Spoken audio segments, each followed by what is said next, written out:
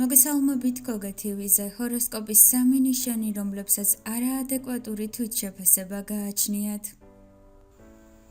მაშასე ქალწული.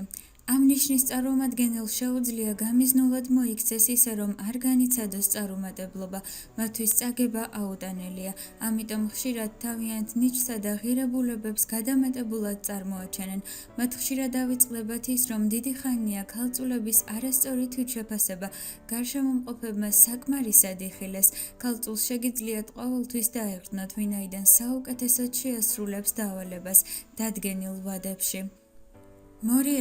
მორიელი მხოლოდ საკუთარ თავშია დარწმუნებული.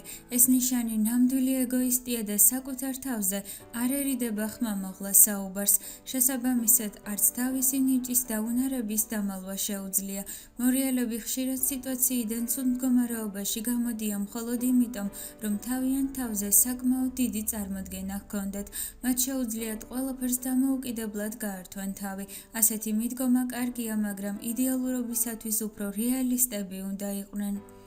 შუღდოსანი. გამოუსწორებელი ოპტიმისტები, რომლებსაც პოზიტივი მოაქვთ გარშემომყოფთათვის. ეს მშვენიერი თვისება არის, გამოც ბევრს უყვართ. კოლეგები და მეგობრები ხშირად აძლევენ კიდევ ერთ შანსს, მაგრამ მესამე შანსის შემდეგ უკვე საკუთარ თავში აღარ არიან დარწმუნებულნი. ასე რომ ძვირფასო მშვილდოსნებო, ჯერ რეალურად შეაფასეთ სიტუაცია და შემდეგ შეუდექით საქმეს გადამდები ოპტიმიზმით.